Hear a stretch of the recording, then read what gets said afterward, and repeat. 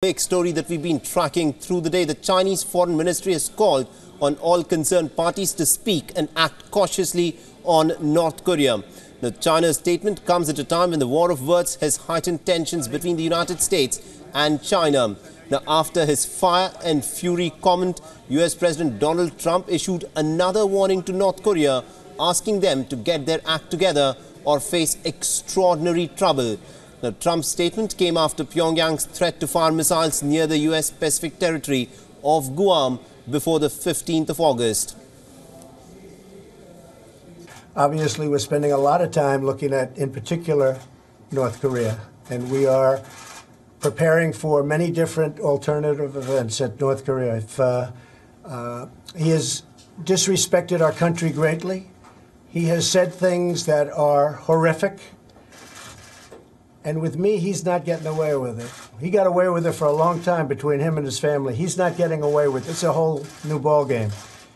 I read about we're in Guam by August 15th.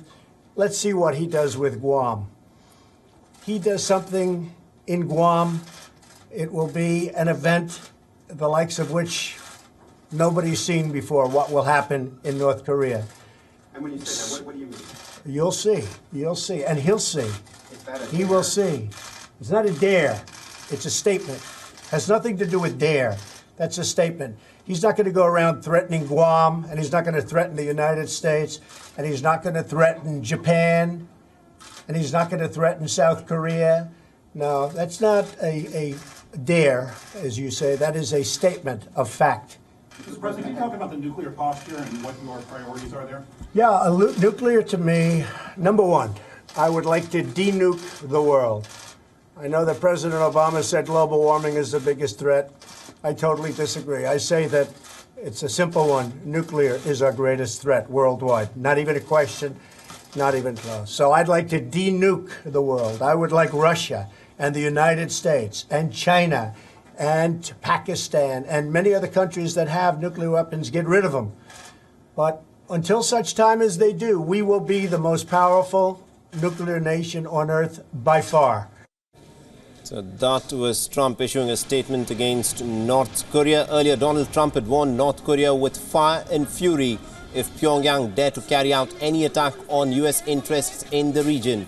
The US officials have also concluded last month that Pyongyang is outpacing expectations in its effort to build an intercontinental ballistic missile which is capable of striking the American mainland.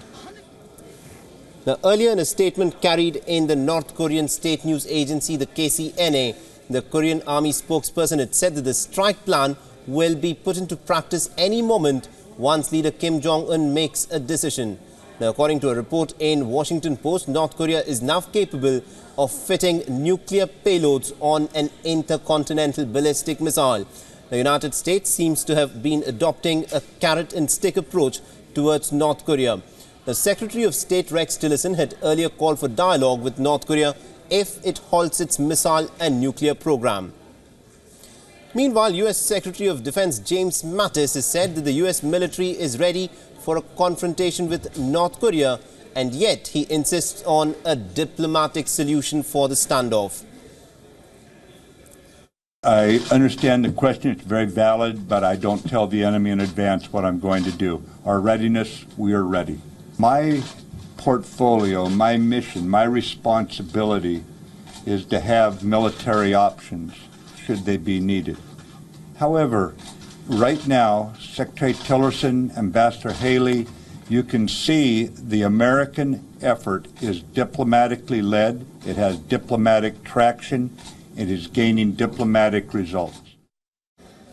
Now, the U.S. State Department has clarified that there is no confusion on America's stand on North Korea within the administration. Our secretary has been very clear, as has Secretary Mattis, that our diplomatic and military means are both strong and capable, and in the face of the threats that we face against the DPRK or other nations.